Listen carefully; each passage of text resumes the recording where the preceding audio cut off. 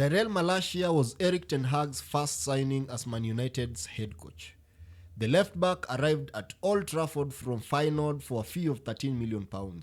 A successful first season saw the 25-year-old make 39 appearances in all competitions, including 22 outings in the Premier League, but he missed the whole of 2023-24 campaign through injury. But what exactly happened? I'm going to try to piece together a chronological timeline of everything regarding Malacia to find out. According to The Athletic, Malacia developed some pain in his left knee earlier in 2023, but his eagerness to impress and keep playing kept him from reporting the matter to the club. When he eventually informed United's medical staff, they decided to manage the injury and allow him to continue playing. On April 16, 2023, United flew to Nottingham for an away game, and Malacia was a no-show. Erik ten Hag informed the media before kickoff that Malacia had a sore knee and was struggling during the week. This is despite him playing the full 90 minutes of a 2-2 draw with Sevilla in the Europa League. He was named a substitute for the second leg against Sevilla and returned on the pitch with a late cameo during this FA Cup semi-final penalty shootout over Brighton the following Sunday. He made another 5 appearances before the end of the season, and although an unused substitute in the FA Cup final defeat to Manchester City, he played the full 90 minutes of the 2-1 win over Fulham on the final day of the Premier League season. In July 2023, Malacia returned to Carrington with other United players involved in end-of-the-season internationals. With his knee still causing discomfort, he decided to undergo surgery. United announced that Malacia would not travel with their squad for the pre-season tour of the United States. United proposed a surgeon in London, but Malacia wished to undergo treatment in the Netherlands with his surgeon.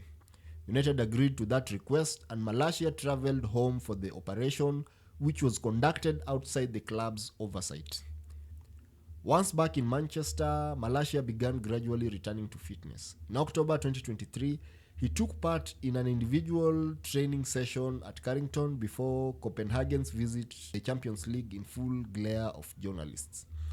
However, scans on the affected knee revealed that small cartilage fragments remained around the meniscus. A decision had to be made. Representatives of the club and players sought opinions on how to proceed and were given 2 options: to undergo corrective surgery to remove the cartilage fragments, or leave them be and continue with the rehabilitation program as planned. Each approach carried pros and cons. Another operation would clear the fragments, but every surgery carries risks, and even if successful, would mean starting Malacia's rehabilitation from scratch. Proceeding without surgery would not interrupt Malacia's rehabilitation and would hopefully allow the cartilage to go away naturally, although there were no guarantees it would.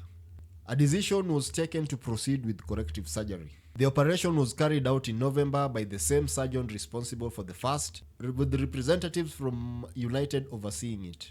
In December, United confirmed that Malacia had undergone a second operation following a setback during the rehabilitation which required further surgery, and that Malacia was on course to return to action early next year, the club said.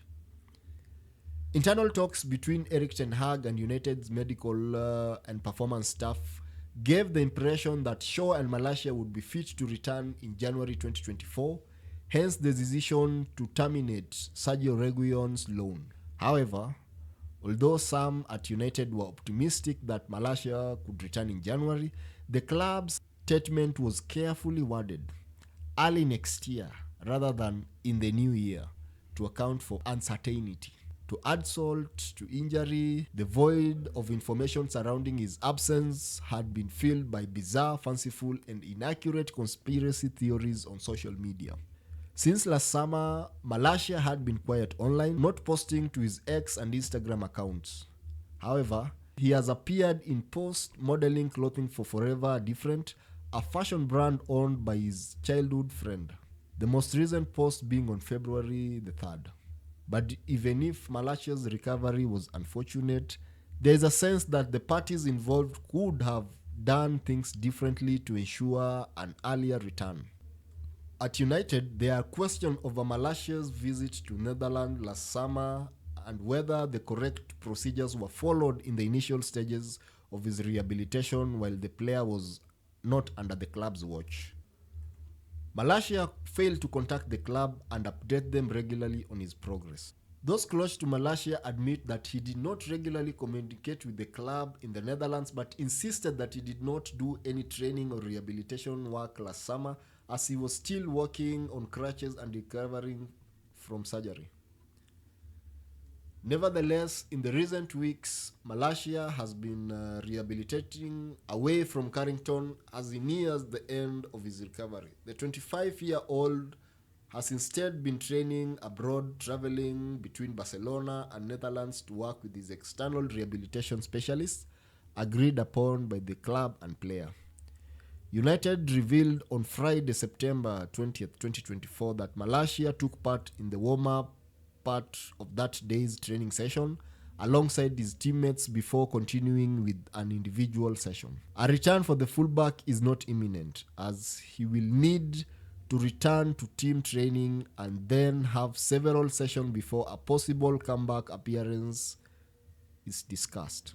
Malacia is expected to be available for selection before the end of the year, but it could take another 6 weeks or so before he can potentially take to the field.